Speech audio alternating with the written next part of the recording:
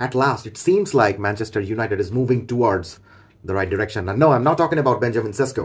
আপনারা সবাই জানেন যে এই সিজনে, এই ট্রান্সফার সিজনে ম্যানচেস্টার ইউনাইটেড অলরেডি দুজন ফরওয়ার্ডকে তো কিনে ফেলেছে, Matheus Cunha and Bryan Mbeumo. তারা থার্ড একজন ফরওয়ার্ডকেও কিনছে, and that is Benjamin Sesko. Benjamin Sesko is very much athletic, very fantastic forward, but I don't think যে ম্যানচেস্টার ইউনাইটেডের ফরমেশনে বেঞ্জামিন সেস্কো, এমবেউমো এবং ম্যাথিউস কুনিয়া তিনজন একসাথে ক্লিক করতে পারবেন। যাই হোক না কেন, সেটা অন্য ভিডিও ডিসকাশন। আজকে আমি শুরু করলাম কি বলে? আমি শুরু করলাম যে probably Manchester United is moving towards the right direction. আমার কাছে কেন এই জিনিসটা মনে হয়েছে বিকজ অবশেষে তারা এমন একজন মিডফিল্ডারের সঙ্গে লিঙ্কড হয়েছে যে এই মিডফিল্ডার তাদের দলে আসলে তাদের খেলার স্টাইল, গোল করার ক্ষমতা, তাদের ম্যাচ কন্ট্রোল করার ক্ষমতা অ্যাকচুয়ালি বৃদ্ধি পাবে। And that is Brighton and Hove Albion's midfielder Carlos Baleba. এই মিডফিল্ডারের সঙ্গে তারা লিঙ্কড হয়েছে, এবং এই মিডফিল্ডার দলে আসলে ম্যানচেস্টার ইউনাইটেডের কোন ক্ষেত্রে উন্নতি হতে পারে সেই জিনিসটা এক্সপ্লেন করার জন্য আজকের video. Let's have a look. এখন আপনারা সবাই জানেন যে রুবেন আমোরিম 3-4-3 ফরমেশনে ম্যানচেস্টার ইউনাইটেডকে খেলাতে যাচ্ছেন। তো 3-4-3 ফরমেশনে যে জিনিসটা হয়, দুজন সেন্ট্রাল মিডফিল্ডার থাকে।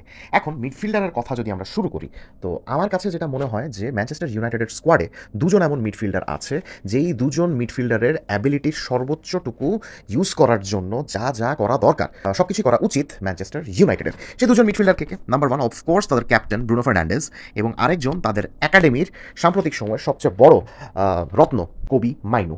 সো এই দুজন মিডফিল্ডারকে ম্যাক্সিমাইজ করা সবচেয়ে বেশি দরকার ম্যানচেস্টার ইউনাইটেডের জন্য।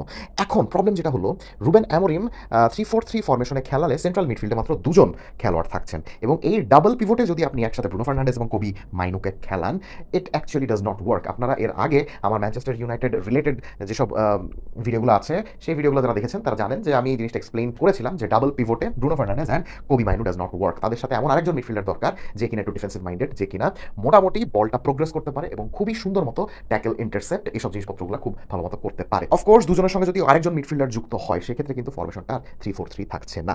সেক্ষেত্রে ফরমেশনটা আমরা চেঞ্জ করতে পারি 3-5-2 ফরমেশনে।